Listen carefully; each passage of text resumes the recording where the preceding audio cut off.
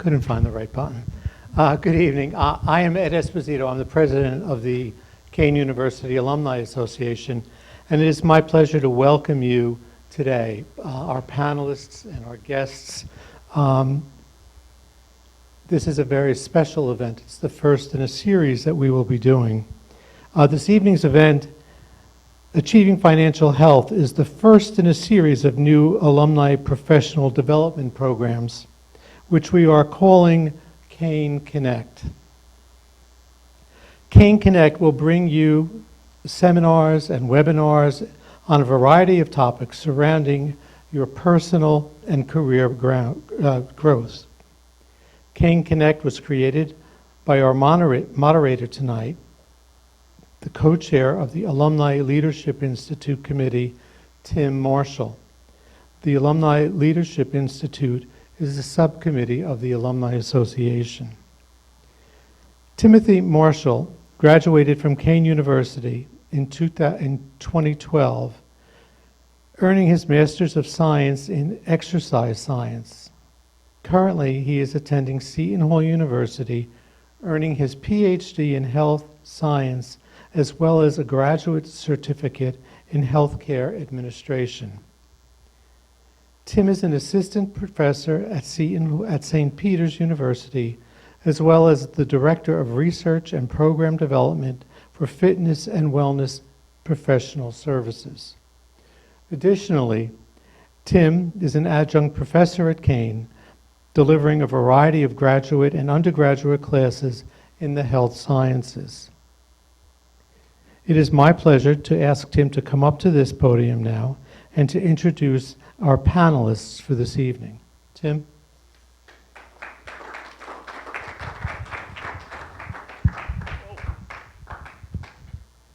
It's my class.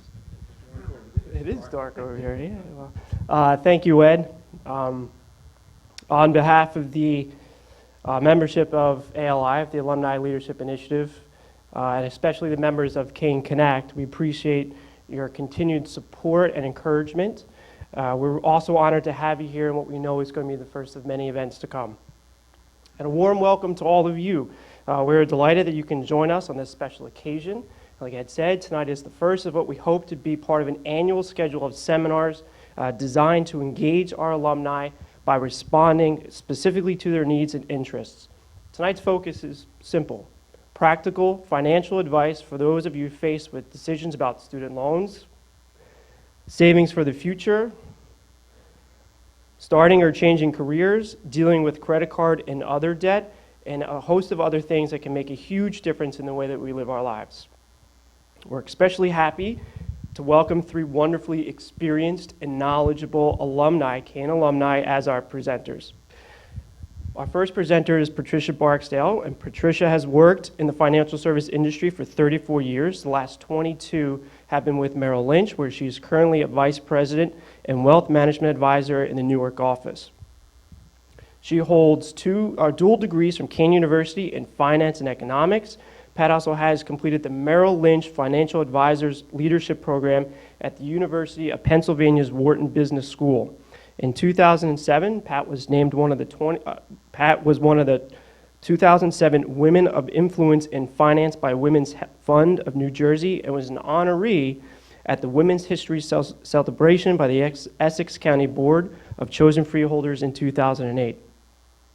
Along with many prestigious professional membership, Pat has served as a board member of the Kean University Foundation, where she chairs the Board Development Committee and serves on the Kean University College of Business and Public Management Board of Advisors. In 2014, Pat was honored as Kean University's Distinguished Alumni Recipient. Our second presenter is Ade Adesanya. Ade presently works for Olam International as a financial controller of the Olam Coca-Cola division. He has worked for Deutsche Bank AG as a financial controller for 10 years. Ade has a strong background in finance with over 15 years of experience in investment banking. He holds an Executive Master's of Business Administration as well as a Bachelor of Science degree in accounting from Kean University. And our last presenter is Frank DeLuca. Frank is a vice president and wealth advisor at Beacon Trust with more than 20 years of financial industry experience.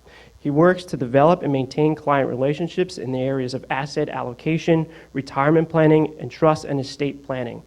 Prior to joining Beacon Trust, Frank was a client manager and wealth management banker at Bank of America Merrill Lynch for 6 years, where he was responsible for a portfolio of 400 households with $100 million in total deposits and investments and $75 million in loans. Frank was also a financial consultant at PNC Bank and an annuity specialist with AllianceBernstein.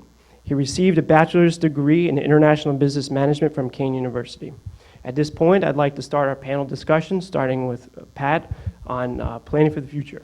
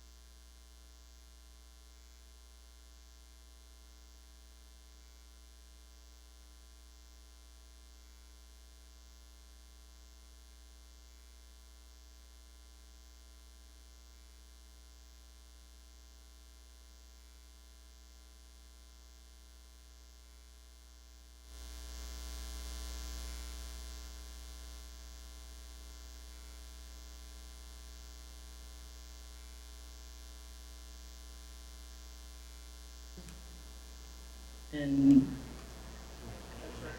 okay, all right, so who's working? Okay, good, good, excellent, excellent. So based on the individuals that are currently working, I want you to think about some of the goals that you have that are short-term, and I would say probably over the next few years. And when you think about goals and planning, think about not necessarily, oh, I want to pay off all these bills, I want to be out of debt. Think about other things that are more, I say, substantive to, do you want to buy a home? Okay. Once you buy a home, is there a particular car that you have in mind? Those type of goals, because we all have some type of obligation financially we'd like to clear up, okay? So, I'm going to give you a little bit of background, and I appreciate Tim giving you the background, but I'll give you the true story pretty quickly. I'm going to, give you the Cliff Note version. I grew up in Roselle. I went to school, Abraham Clark High School, and in 1976 graduated high school, had all these grand plans, went to Rider College and decided after a year I didn't want to be there. Didn't want to be there because for financial reasons it just was not working. And I knew I had, my dad back at home, and I felt there was an obligation to come back home and help him, which he didn't agree with me, but I did it anyway. And I always knew that at that point that I had taken a step, went to school, decided, as an adult, to make these decisions. At 19, I guess that was adult enough for me. I wanted to come back home. And at some point, I would go back to school and get my degree. My father said, I sent you there once, I'm not sending you again. Fine, I understand that. So, fast forward the story. I got a job, started working, and decided to go back to school at night part-time. So for 10 years, first I went to, took the credits from Rider, went to Union County, and then received the associates there, and then came to Kean. So it took a 10-year period. So graduating in 1995 was at that time from 1977, and received my degree at Kean, and the dual degrees in economics and finance was my goal. Okay, so goal achieved. That's goal one. Next goal, I wanted to get a job that would help to support me in the way that I felt I needed to be supported. Ultimately, I love working in finance. I love working with numbers. I love working with people who were planning, who had objectives, dreams, and showing them how they could achieve anything that they set their mind to if they followed the strategy, put a process in place, and most of all, we're diligent in saving, budgeting, which Frank will cover, in a few minutes. Now, I graduated in 95, bought my first home 1986. So how did you do that? Working 3 jobs at night, okay, working 3 jobs, going to school at night part-time, and working towards getting the various licenses that are required in order to sell securities. That was my dream, my plan. Again, goal achieved, received the Series 7 license, the various other licenses, and then finally fast forward in, I guess, 1999, I was able to successfully, get through the financial advisor training program at Merrill Lynch. Still, again, stay with me because it's all about the goals and the planning. Okay, everyone, you with me? Okay. I think it's important to give you that backdrop because none of us take a straight path anywhere. There's always something that may interfere, whether it's financial, whether it's something that's out of your control, having parents that you have to care for. We don't take a straight path, so we've always got to have plan A, plan B, C, and if you want to go through the alphabet, that's fine. If you get to Z, good for you. But I think it's critical that we think about the fact that as we go through these different, various things that take place that are out of our control, that we stay the course.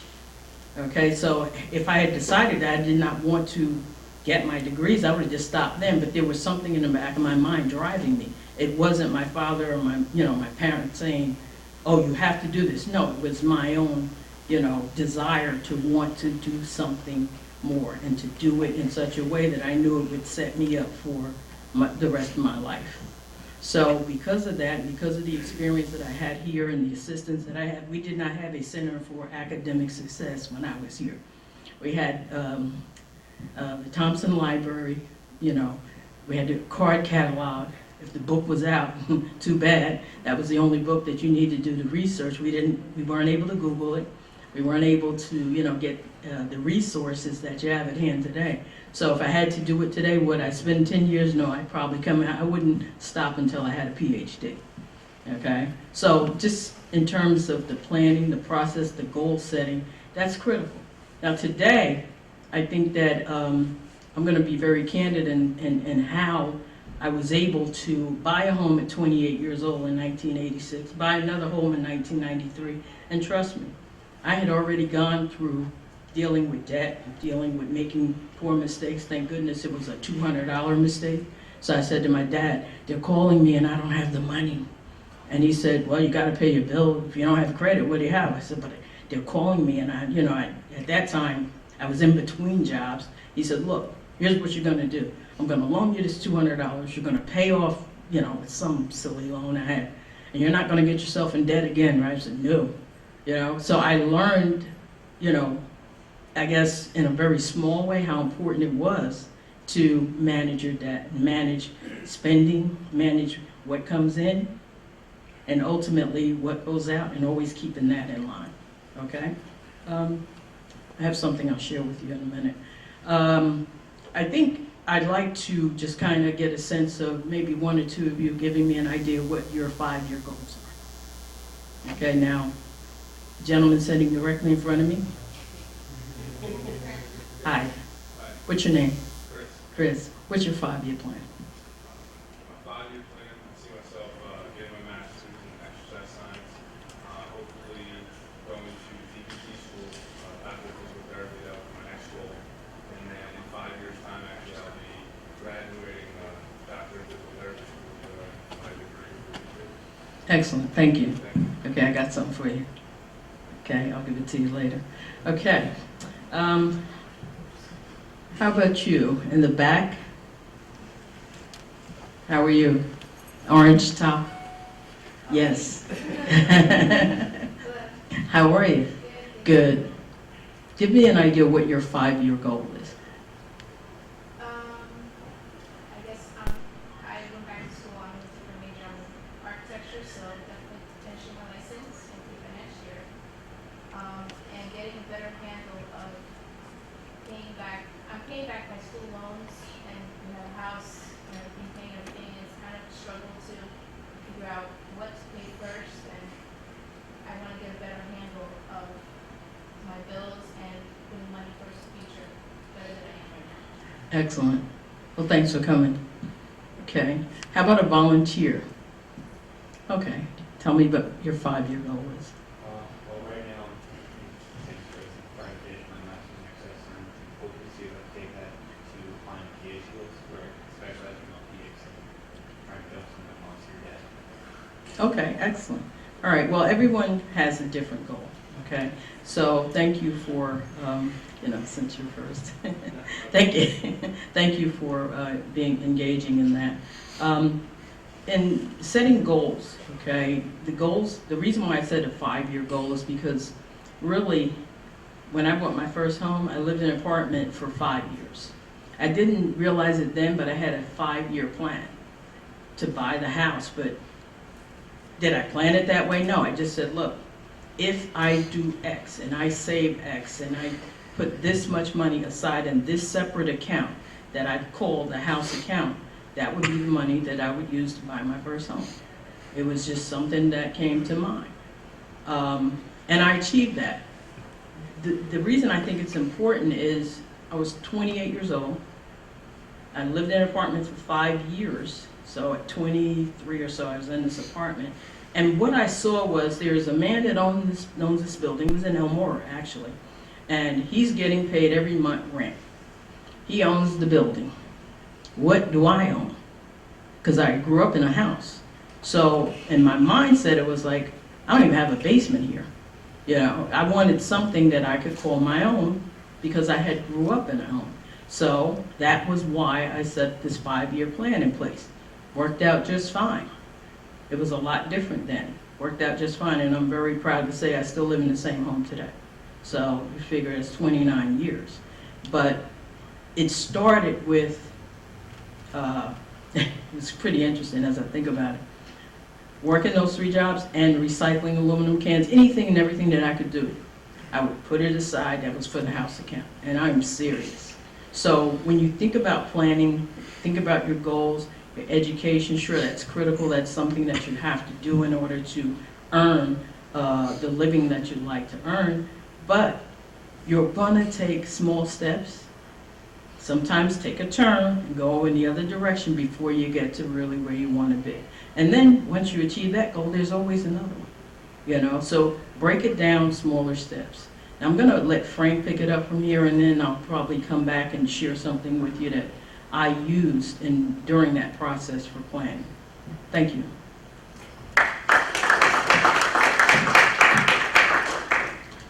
Can everybody hear me? So, to start off what Pat was saying about goal planning, I'm going to discuss some ways to pay yourself first, okay? So, I broke down a couple ways to pay yourself first, and I called it your buckets to boost wealth, okay? So I'm going to start off with a question. It's a very simple question. Paying yourself first means spending money on the items you want, true or false? Okay, right, good. I don't have a gift to give you though, so sorry. So, how do you boost your wealth? What are some of the buckets that you want to put your money into, right? I come from a banking background, and I'm also a wealth advisor. My firm manages approximately $2 billion of assets. So you could start off with something very sophisticated and go into stocks or anything like that, but you should take baby steps, right? So the first thing that you should actually do, if nobody does this, is get a checking account, correct? What does a checking account do? I know this is very conceptual, but I just have to say it. Day-to-day transactions, maybe have a couple $1,000s in there, pay your bills, etc. Second thing, savings account. That's another way to boost your wealth. So once you have a surplus of a checking account, then you could go into a savings, boost a little bit of a yield on there. Doesn't pay that much. Banks probably pay, what, 0.25%, maybe 0.5% if you're lucky. But it's a way to boost your wealth and get some savings. The third thing, After you have a surplus in a savings account, maybe go into a money market account. What does a money market account do? Same thing. It has a few transactions a month, but it gives you a little bit of a higher yield, but it's a way to boost your yield, correct? And have some savings in it. So let me stop right there. Anybody have any questions? I want to make sure it's an open forum and nobody's shy. You go to depth in that money making account, or money market account? I'm sorry, I didn't say. Can you go into depth on money market? Yeah, sure. A money market account is pretty much just like a savings account. They're just limited to about 6 transactions per month, but it has a little bit of a higher interest rate. But you could get it at a bank. It gets probably 0.5% or so. But it's a way to kind of have a savings account on there. Okay. Okay. So once that's all set, this is all liquid assets. You could get, it's emergency fund planning, okay? So you have access to this money in case of an emergency. Then you may want to start thinking long-term. Okay, maybe take some of this money, probably put it in a certificate of deposit account, maybe lock it up for 6 months, a year or so. But again, it's a way to boost yield and also have money as a cushion there in case something happens, okay? So then the last thing that you should do is 401ks or 403bs. How many people are working right now? Okay. All right, and with that said, how many of you, and I'm not being nosy, the employers have a 401k? Okay. All right, now the ultimate question is who is participating in that 401k? Okay, good. First and foremost, you should always participate in your 401k, and especially if your employer is matching any of your contribution, that's free money. So even if you do have expenses or so, even if you do $50 a week to start or $100 a week, it's a start. Once 3 years, 5 years come around, you see that statement come in and you're like, oh wow, I got $5,000 in here. I mean, it's gonna improve your yield and you're gonna actually boost your wealth in that sense, okay? So then after your 401k, you have everything all set, then maybe your next step is, let's go into a brokerage account, okay? Maybe you want to do a auto debit.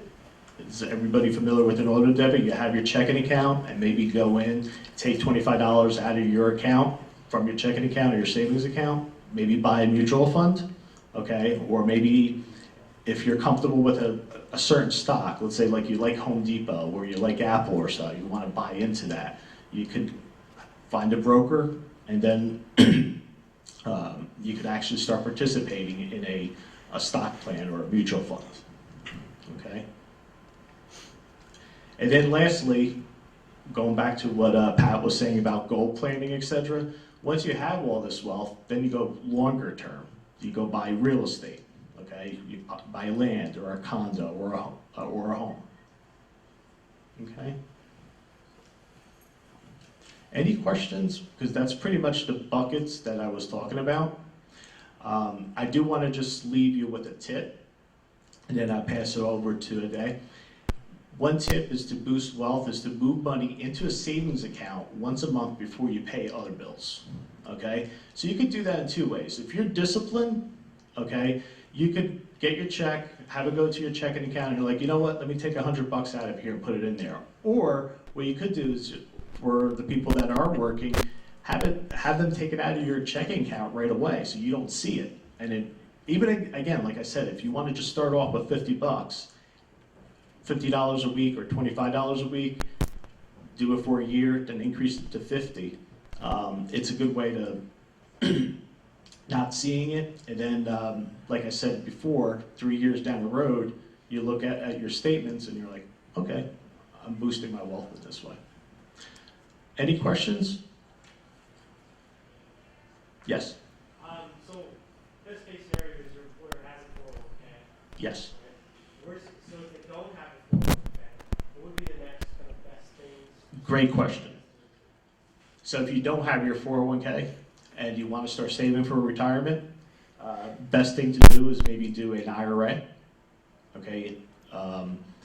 you could get a tax deduction. Again, I don't want to get into the tax implications or anything to that extent, but that's something you could do, is just go right into an IRA to start saving for your retirement. Okay? Yes? If your job does offer a 401k and, you know, all the school payments and car payments and everything that, you know, so you can have, would it be smarter to pay those bills first or put them first?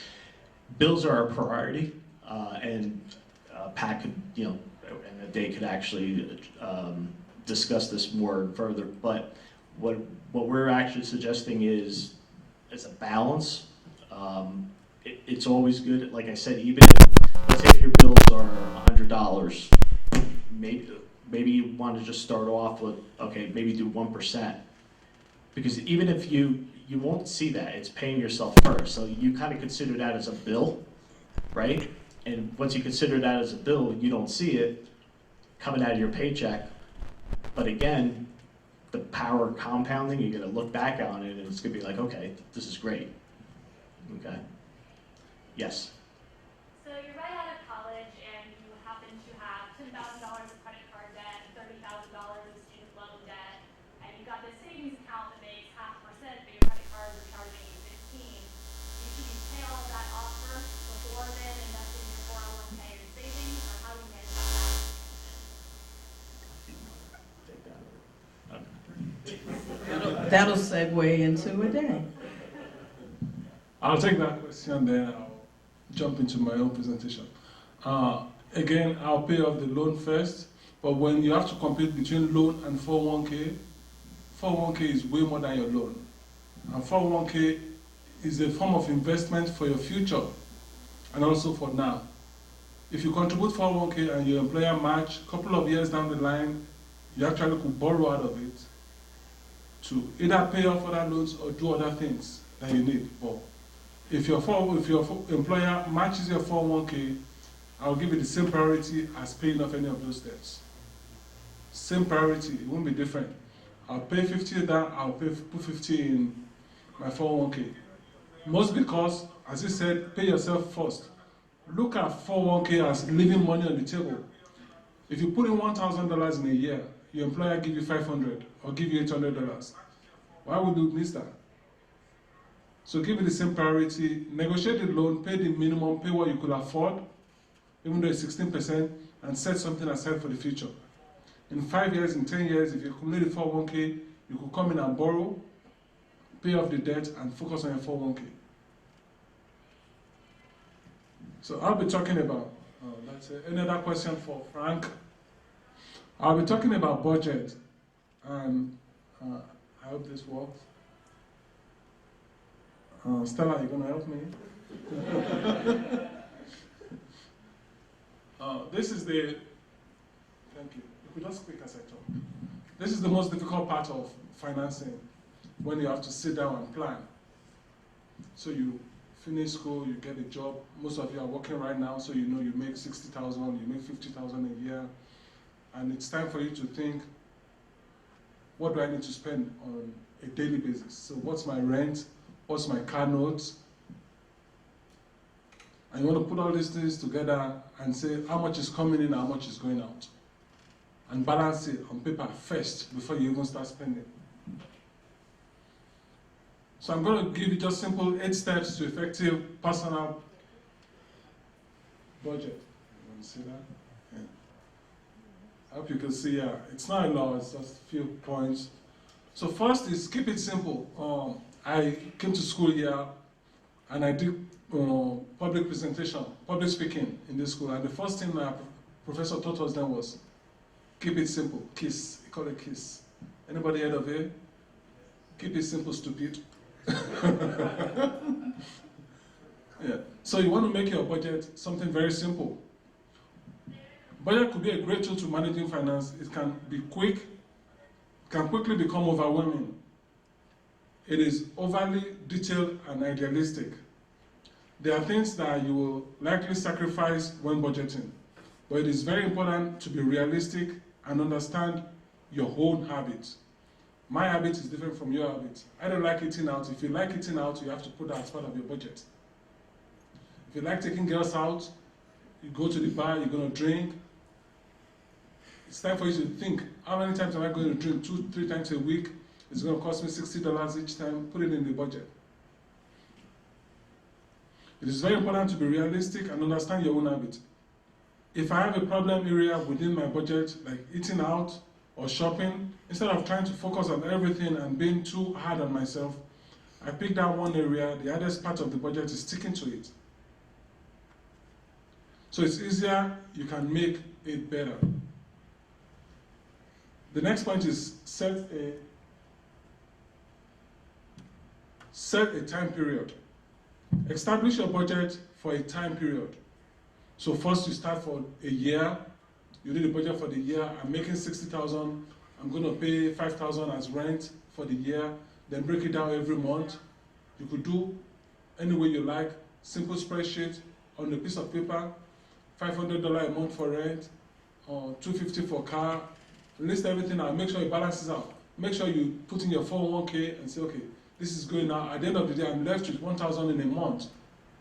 Now think of the 1,000, what do you want to do with it? You want to put it in savings, move it from checking account into savings account, or move it into money market. You want to set a time frame and go with it. If you do it per annum for the year, it also helps you to plan your taxes. So you now put the taxes in, you pay $2,500 now as taxes, and at the end of the year you have to pay back $500 or you have to receive. That's an additional income. So you're going to plan everything, look at all that. Again, it is better to be approximately right than precisely wrong. So think about that in doing your budget. You want to do something approximate. It's better to be approximately right than precisely wrong. You don't want to fail. You're trying to plan yourself. You're trying to discipline yourself. It's a big discipline. Next thing is build an emergency fund into the budget. So you do the budget and you have a surplus of 500, make it into emergency fund, put it into an emergency fund. Everybody that's working in this country today needs about 6 months' salary as emergency fund. You need to set it aside, 6 months' salary. Anything will happen. You could be downsized, you could get injured. Insurance will pay you some, but just in case, everybody needs 6 months' income. As an emergency fund, set up somewhere in a money market account, in a savings account, in stocks, in mutual fund, anywhere, not in 401k. Anywhere other than 401k. Everybody in this country today needs it. It used to be only 3 months. Now they're saying about 6 months. You set aside about 6 months. Once you have that, it's a lot easier to maintain the budget if a big expense springs up. So if you have an emergency fund and you have a medical fund to pay, medical expense to pay, injury, accident, anything, you could dip into that. Use it, and over time, make it up again. Do not worry about finding the perfect record-keeping method. Friends, just as there are many ways to create a budget, there are also many ways to keep track of it. Whether it's through an online budgeting program like Mint or Kean, or a paper or a simple spreadsheet, stick to whatever works best for you. Make sure you approach it in a manner that you are comfortable with. Make sure everyone involved is on the same page. If you have a girlfriend, if you're living with your mom, or you're very close with your mom or your dad or your friend, whoever your budget affects, your spouse, your partner, your roommate, communicate about the established financial plan. If you have 2 people who have been really disjointed approach to money, there is really going to be a problem in the long run. You need to be aware of other person's attitude about money and realize that your own aren't universal. Everyone needs to be on the same page and after the same goal for the budget to be successful. So if you married or you going steady, very serious with somebody, you need to let them know you're on a budget. I hope I'm speaking to this language. I'm trying. Being open about this thing, about budget, can also help you to create a support system while you work to get your finances on track. Talking to a friend really helps. For example, even talking about it helps your friend to let you be sometimes. So instead, when they're all going out and they know you're on a strict budget, they're like, oh, it's okay, he'll be fine, he won't come with us. They know already you won't come, so they won't even invite you. So think about it. Tell your friend, I'm on a strict budget. And everybody could say it. Everybody say, I'm on a strict budget. It's nothing to be ashamed about. In fact, you'll be surprised that people will envy you because most people have financial problems and they can't say it out. But when you tell your friends or your significant other or your partner, your girlfriend that you're on a strict budget, she starts looking at you like, yo, this guy is serious. He's planning for the future. So it's not a bad thing to tell people I'm on a strict budget. Because accountability is very important when you're doing budgeting. If you go out with your mom and your mom knows you're on a strict budget, she's going to stop you from spending. She may buy stuff for you, but definitely she'll tell you, do you need that now? And you could just step back and say, oh, really, I don't need that now. So it's not a bad thing to say, I'm on a strict budget. Let's say that again. I like how it sounds. I hope you say it all the time. Make adjustments along the way, friends.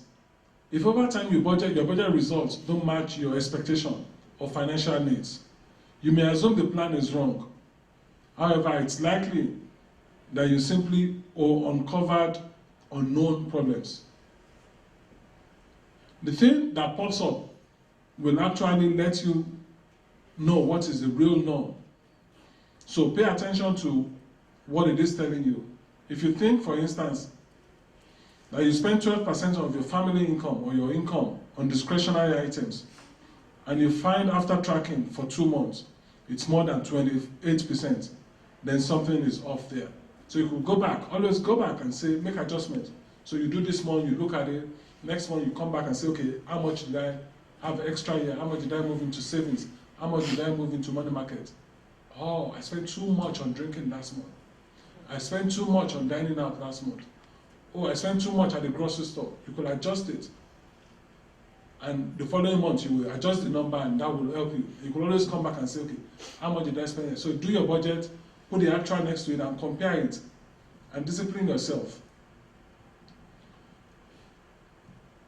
Try adding on instead of cutting back, and most people will tell you this. Following your budget typically means making cuts in less essential area or eliminating some costs completely. However, if reducing the amount of money going out isn't doing enough, look for other ways to increase the money coming in. Take a part-time job. Sell something that is sitting around in your closet, taking up space. People tend to think about just one side of the equation when working to keep their budget on track. But there is another side that you can influence too, whether it is temporary on a permanent basis. So if you don't have enough to meet your expenses, maybe it's time to take a part-time job.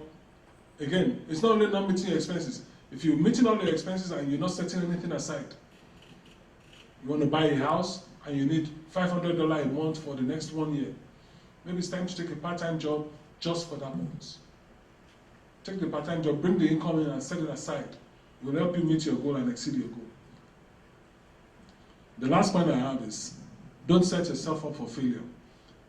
Making sacrifice is part of managing expenses. But if you set restriction too high and too soon, you'll be less likely to follow your budget over the long term. If you enjoy a latte every day, don't go from 0 to 60 in terms of cutting back. Do it gradually.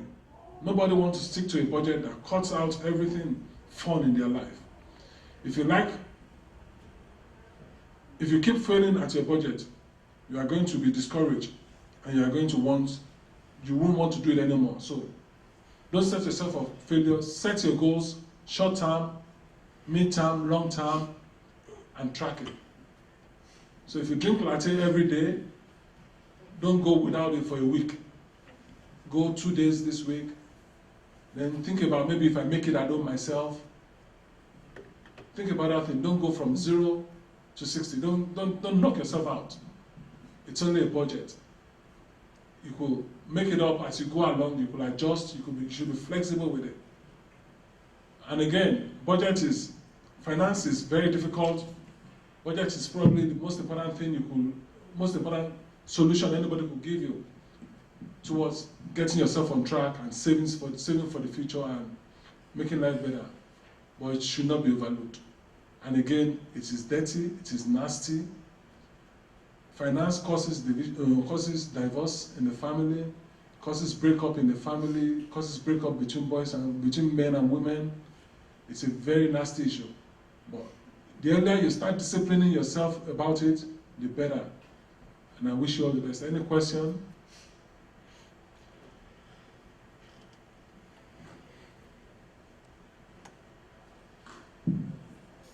Thank you.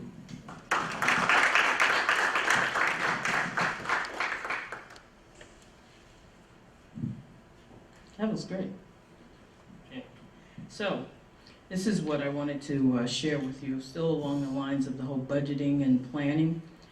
These booklets, I hope you can see them, they're like little date minders, okay? And this one is, I think this one is for 2015. This one's 2009. And I didn't want to go overboard because I have some from 1988. And in these booklets are the, just kind of information from payroll to payroll. And anytime there would be an unexpected bonus, it's in these booklets. And I've tracked these since 1988. So, and, just in staying, so that, we have no communication. This is the first time I'm meeting him, but everything that he just said was absolutely correct. But for me, I had to have it physically. And even within the books, I had the years that I wanted to buy a car. And everything that I would put aside to do that. Not that I wanted to go and pay, full cash for the car, but I would set aside something. Every contribution to the 401k, when I wanted to increase that, it was in this book. And these books have been a guide for me since 1988. I have stacks at my house. I have different colors. I prefer the brown ones, but in this particular year, these were the only ones that were available.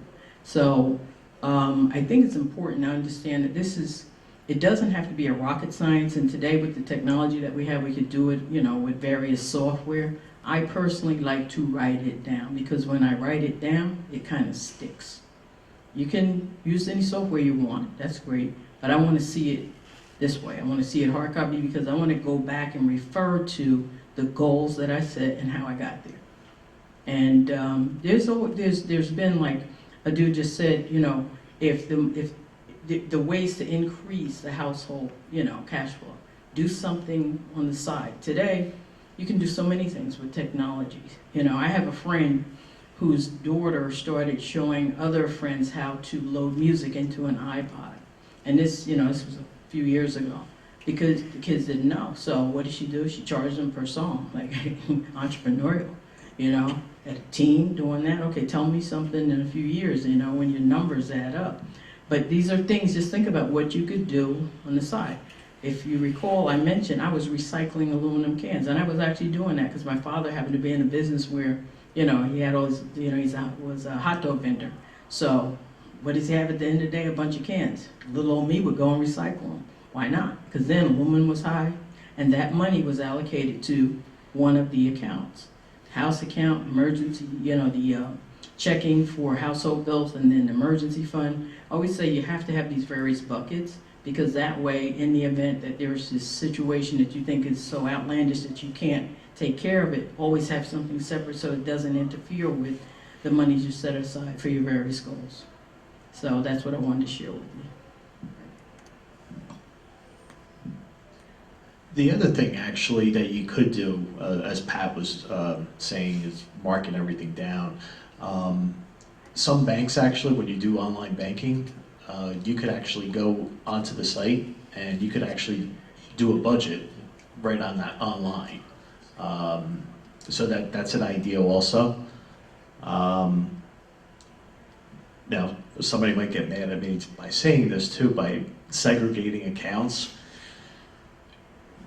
It's sometimes good to segregate accounts if you're married.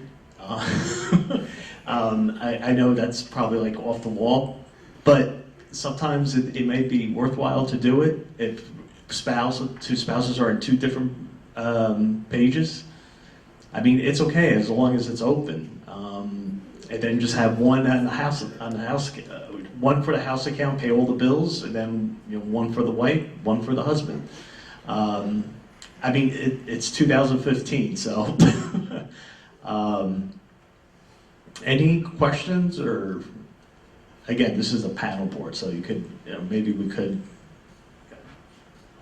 So I'm on a strict budget, and so you have your income that's coming in, and as you said earlier, the first thing you should be doing is paying yourself. Right? So you make your contributions to your 401k, but at the end of the day, you have credit card payments and your student loans, right? Recent graduates. What's kind of the best way to tackle that? You're looking at credit card, tackling credit card debt, student loans, and is there a better strategy to pay that off to help you kind of build your credit score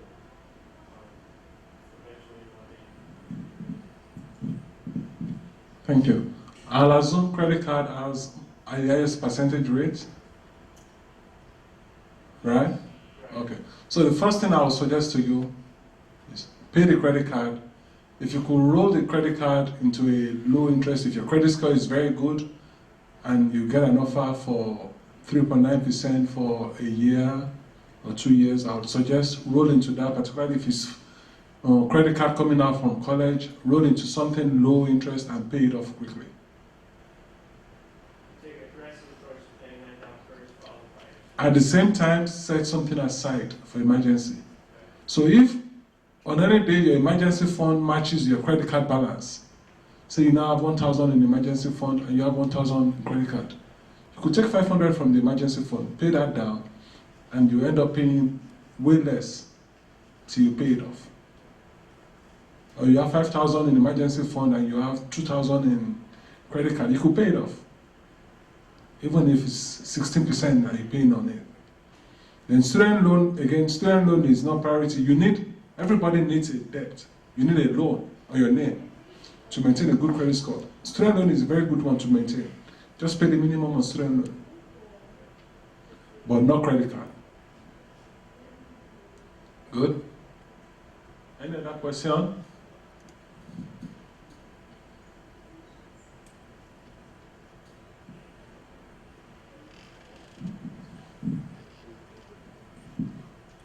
Going back to the debt also, as Dave said, there are so much options out there to refinance. So if there is a rate of 20% credit card or so, you could always go back in and refinance. If it's a regular loan at a bank, it's always good to shop around. There's the power of the internet. You could go to bankrate.com and you could go to different banks. They probably show you different rates. Also, not sure if anybody has a house or anything, sometimes it's always beneficial to consolidate loans and make a home equity loan against it, where it could actually be tax deductible also. So that's another option. I'm not sure if anybody has a house, but that's an option also. Yes? All right, let's hit the elephant over here. So let's say you have $150,000 in debt just lying around, like most of us do. Of And debt. you're making about maybe $30,000 a year. How do you balance paying that out while also saving stuff for yourself? You know what I'm saying? It seems like we're talking about spending and paying off stuff when you actually get to save for yourself in your future. You look at all this money going to heaven. See what I'm saying? With such a small starting salary, how do you manage large debt? Okay, you break it down in pieces. That's the only way to do it. It seems as though, and we're hearing a lot of discussion about student loan debt. You know, $100,000 in debt is nothing to sneer at, but in the beginning, when you're earning, $35,000 a year, you still have to manage it. And the best way to management is to pay on time, Okay, so that at some point in the future, if you have an opportunity to somehow refinance some of that debt, you got a good history. Show you have a record, a pattern of paying on time. There is no shortcut here. Okay, sure it is not necessarily an elephant in the room. It's just, it is what it is, you know? So you manage it strategically. Part here, part there. You have to have a roof over your head. You have to have, you know, food and, you know, the things for your daily needs. Outside of that, the bills have to be paid, and you will strategically list them. That's it. There's no more that you can do unless you hit that big lottery, like that lady for $300 million, and guy never married her, you know, and now she's talking about prenup. So, I mean, it is what it is. Huh? Yeah, there goes the separate accounts for it. This is mine, and what's mine is mine, what's yours is mine. That's the rule. So think about, you know, don't let debt stifle you. Don't let the fact that you are paying for an education or whatever you've had, you know, to require credit for, don't let it stifle you. Because you know, like I said, that $200 I thought was the worst thing in the world, but I learned such a lesson from that. And as you start to work, there are companies that are going to help pay for the next level of your education. They'll help you with the financing aspect. If you stay the course, spend the time. And companies are pretty competitive now and wanting to reward employees by helping pay for their education. So you put the time in and you can do it. You know, don't let it stifle you and have you stagnant to the point where you're like, oh my God, I'll never get rid of this debt. Because you will, ultimately. You will, and then you can reward yourself. I always believe in rewarding yourself, treating yourself. And it's nothing big. You know, just treat yourself. When you've accomplished something that you really wanted to do, you feel good about it, treat yourself to something, whatever that might be. You know, for me, I try to treat myself, and sometimes I always say I'm on the me, myself, and I plan. We all get along very well. You know, and all three of me, you know, all three of us. So it's you have to acknowledge when job well done, because you're not always going to find someone who's going to stand there and pat you on the back and go, good job, you paid off some credit card debt this month. You paid all your bills this month. But if you put it, structure it, write it down, you can say, you know what, check that box, check that box, check that box. Okay? Hi, Can Sil. you speak about building good credit for a student that's maybe on the opposite side of that scenario? They were lucky enough that their parents paid for college, they never had a credit card in college, they're coming out, and they go to buy a car and can't get a loan for the car because they have no credit history. How would you build a solid credit history? Then what I would suggest that you do is today there are banks that provide credit cards, that first-time card for you. And you have to have a history. Like, people don't realize just not being an overdraft in your checking account is a good thing, because that helps to build history. And by doing that, banks are willing to lend. They're willing to provide you with that first card or a credit union. I remember getting my first card from a credit union, $200. I had $200 in the account, they gave me a $200 line. That was the best thing in the world, because that helped me to establish credit. So, you know, just small steps. Whatever you do when it comes to your financial life, ensure that you're doing it in such a way that you're not late.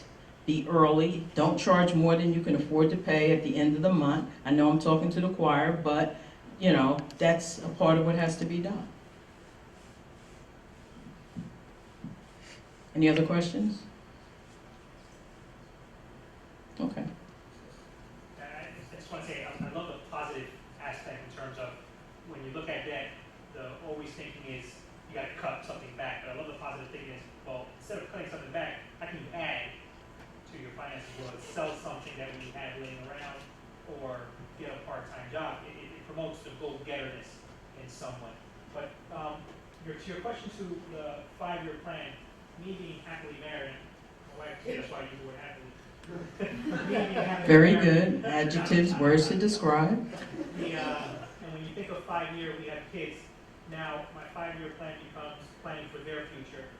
And any leftover funds that we manage to have, is it wiser to plan for their future, or is it wiser to plan for my or our future? You do the two simultaneously. Do the two simultaneously. Because you know that, how many children? How many children? One. One.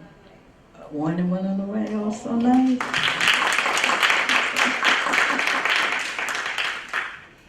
I have worked with individuals who plan for the child that now this is really plan for a child 2 years out and then 4 years out. So they wanted to keep the kids close in range, and they actually had within their planning to establish these 529 plans, specifically for certain milestones as the children were born. And I said, boy, that's good, that's really planning, because they knew exactly when they would, plan to have the first kid would be 2, next kid will be 4, one will be 4 before, then 2 years later they're gonna be added again. I'm like, hey, that's good, good planning.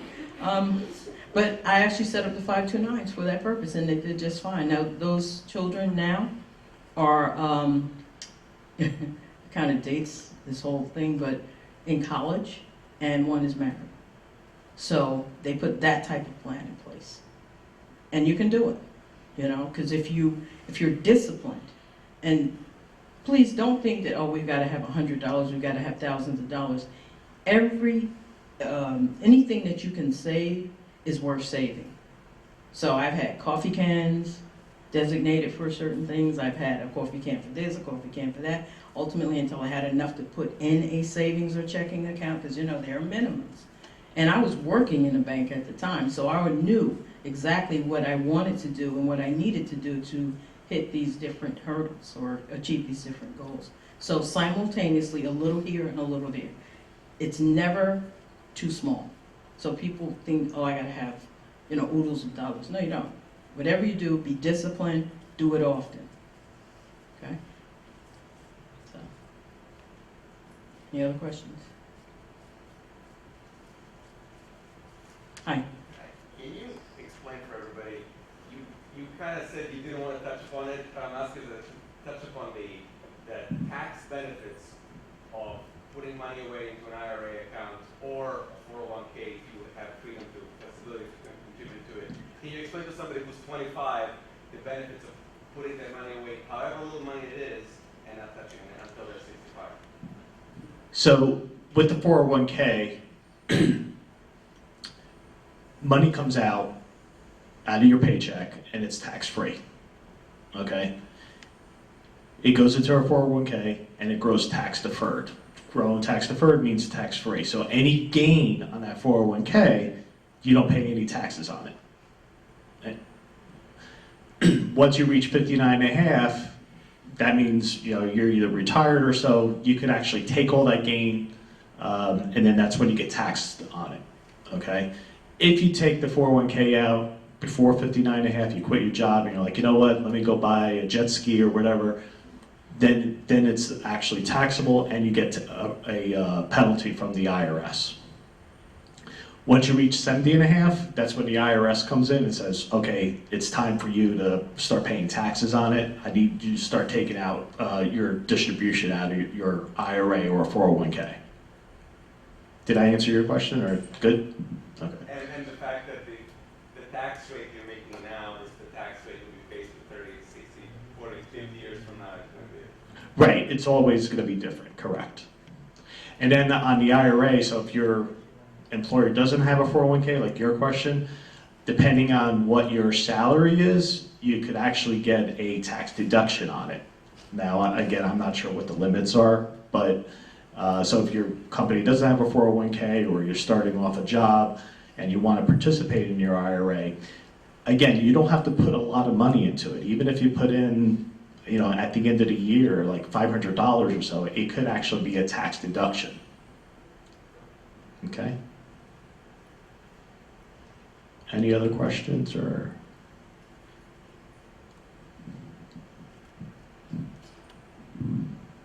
One other way of paying yourself that I really like to do, and again, I had this problem when my income went up, and I talked to my tax accountant and he says you have to look for a way to bring this down. There are other loopholes that you could game the system to reduce your income. So and again, I don't want to throw numbers at you, but if you make more than $250,000 in a year, you move into a different tax bracket. But you actually could reduce the amount. with things as simple as transport reimbursement. So if you go to work and you park, jump on the train, I think it's about $120 a month. If you look at that in a year, we're talking of not a lot of money, but you could save yourself about, as this was about $500. There is something called medical reimbursement. So if for your copay at the doctor's office, at the beginning of the year, you tell your employer, take this amount every month, take 5,000 out of my annual income. You will not pay tax on that 5,000 that you exclude for medical purpose. You use it for medical emergency, you use it for prescription, use it for copay at the doctor's office. They give you a card that takes it out of your income, and you could use that to pay for that. So things like this, and again, the earlier you start, the better. It's a way of disciplining yourself. You don't make so much money. You make so much money, but you get less. So instead of taking home 5,000 every month, you will end up with 4,000, but you know you saved 1,000 on things you may use or may not use this month. So it's always good to take advantage of those things. And again, some employers match these numbers, some don't match. The federal legislative actually approved the transport rate. And again, if you're working with anybody, you will ask them if they have that. If they have it as one of the benefits. You just contribute towards it, $40 a month, reduces what you pay. That's quite if you commute, only if you commute. If you commute and park. I used to park, I used to work in the city and I would park here, and I use that money towards my parking every month. And again, use it on the train. So that way, when I go on the train, I'm not buying the ticket out of my pocket, and I'm buying it tax-free.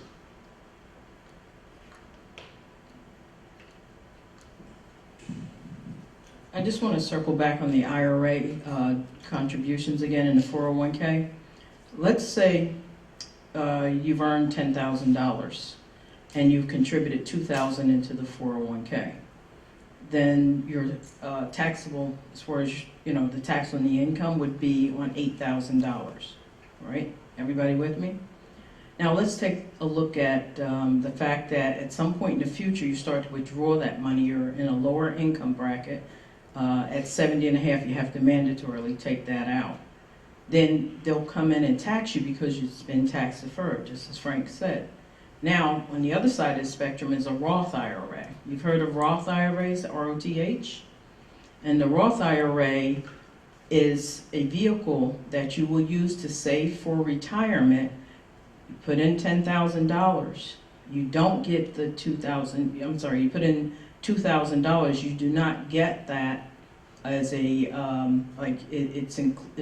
don't get the deduction from your income.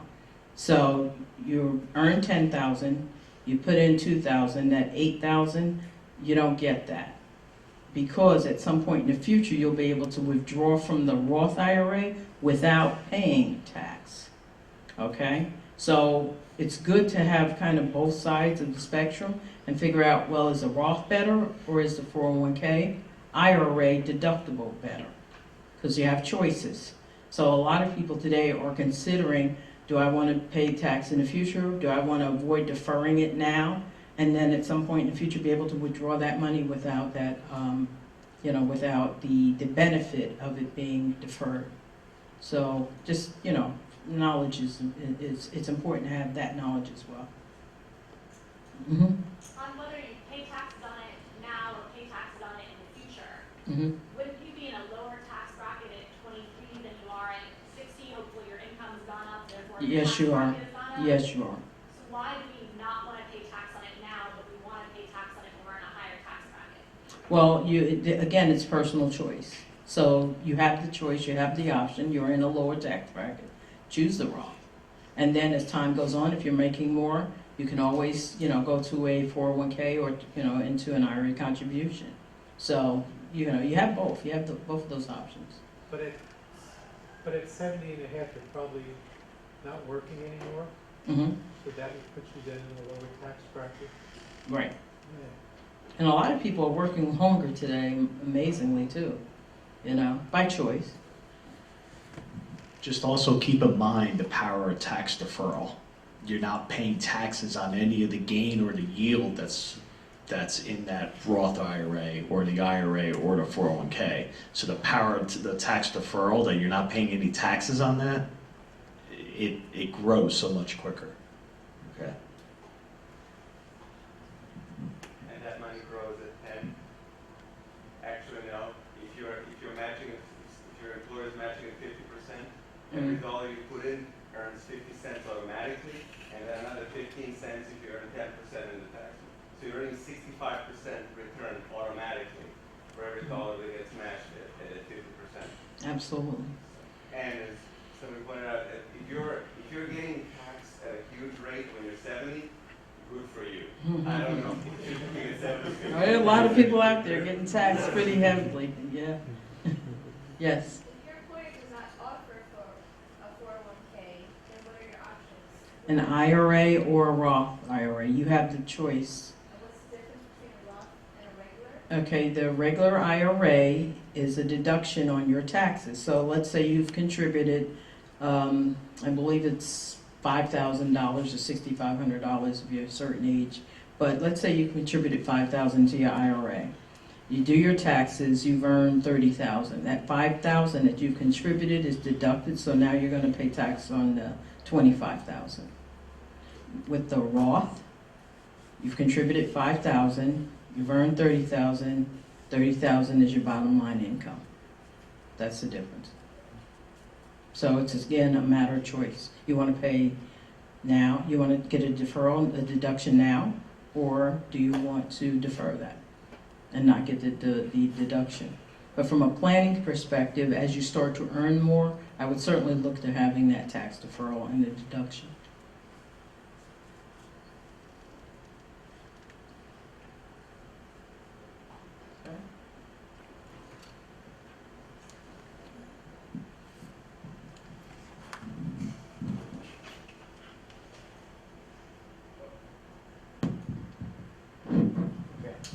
Well, thank you so much for attending tonight. It was wonderful to have you all here, and a special thanks to our presenters. Let's give them a round of applause.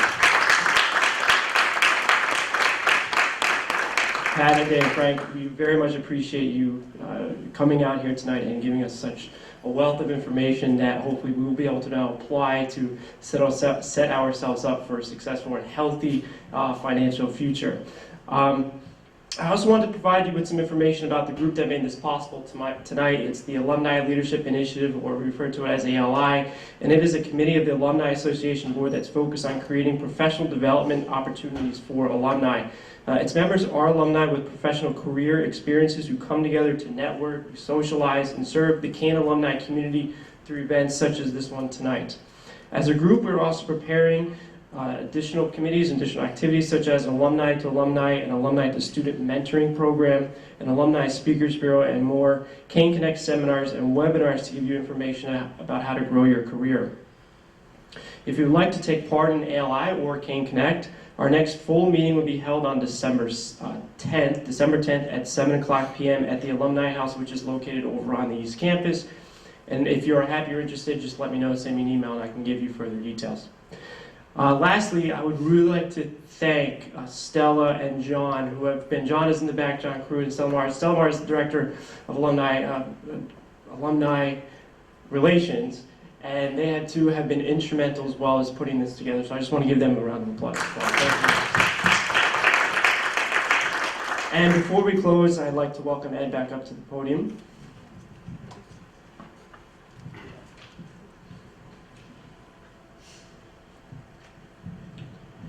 I just want to express my thanks to the panel for all their good work and for you who have been here.